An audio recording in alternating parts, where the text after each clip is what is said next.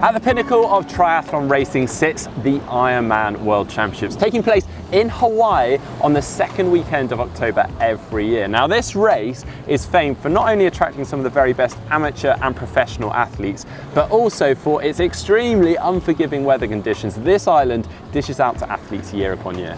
Absolutely, but there is actually another factor when talking about this Ironman World Championship that we can't not talk about, and that is the course itself. So today we thought that we would delve into two of what we think are the crucial aspects of this course and discuss, in our opinion, what we think their impact will be on how the racing will unfold.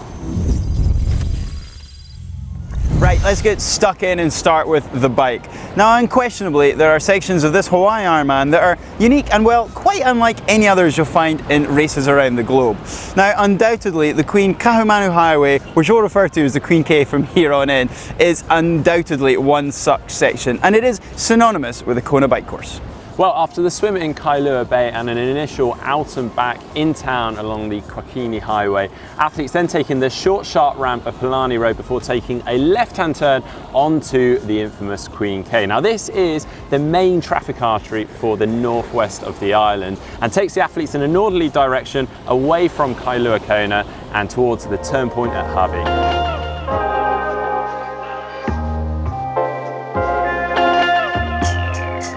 So after that initial 10 Ks of riding around town, the athletes then head out onto what is essentially the most famous stretch of road in the triathlon world, the Queen K Highway.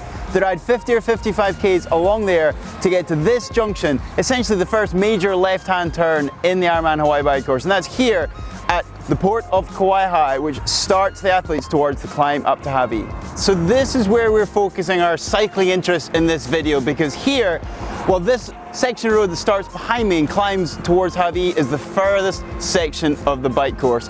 And this Harvey Climb, as it's often called, is something that almost sends shivers down the spines of the athletes racing, not just because of this climb that's starting behind me, but the descent that follows it as they return on their leg back to T2 later.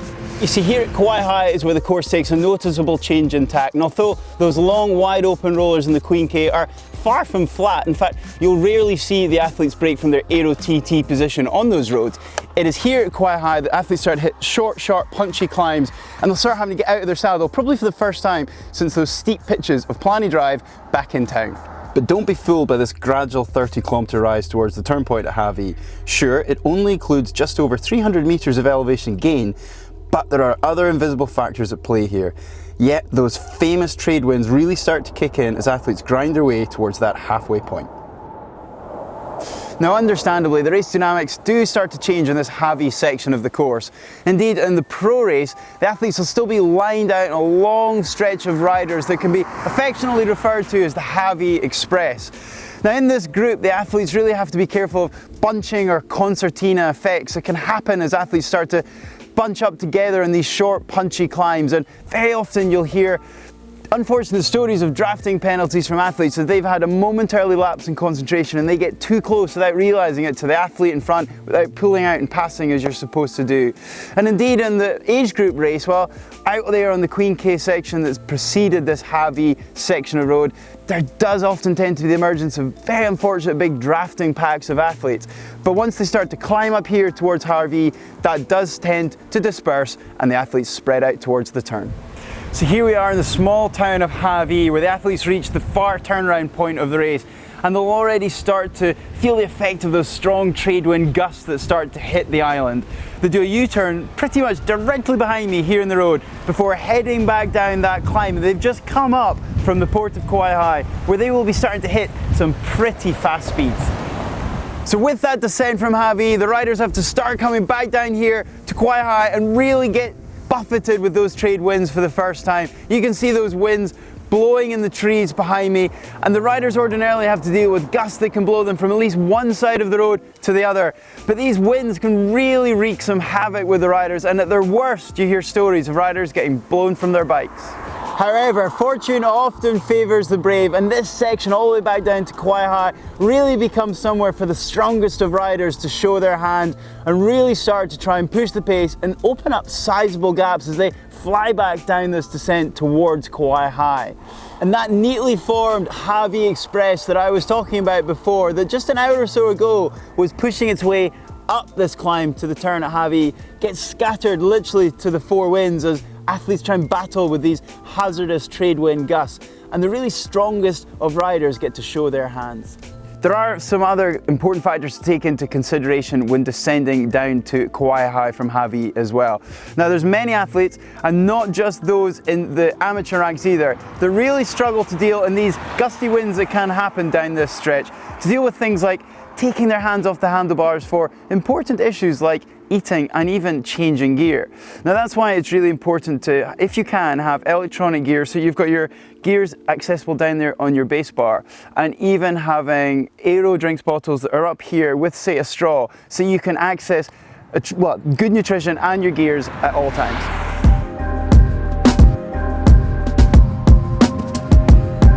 Well, having completed the grueling 112 miles of the bike course through the scorching volcanic lava fields, athletes must now focus their attention on the prospect of the marathon.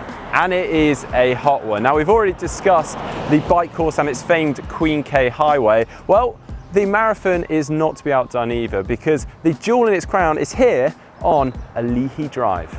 This makes up nearly 10 miles of the run course as athletes follow the coastline of Kailua, and athletes here can benefit from pockets of crowds dotted along the street and also make the most of what little shade is on offer to them. However, fast forward deep into the run and athletes will head back along that same stretch of the Queen K that they'd rode on just hours before.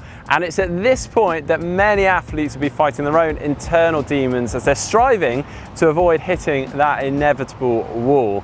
And then Hawaii Ironman presents its very own unique wall as athletes take a left turn off of the famed Queen K, dropping down towards the airport and into the Natural Energy Lab.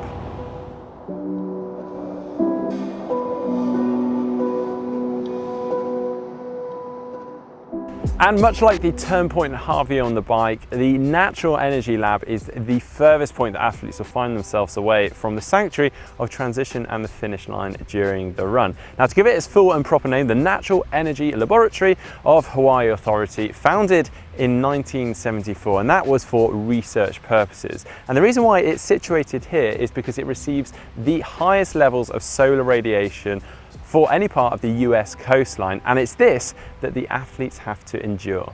Now, the lab was actually first introduced into this race back in 1990, and this cauldron of heat has since gone on to produce all sorts of epic racing battles over the years.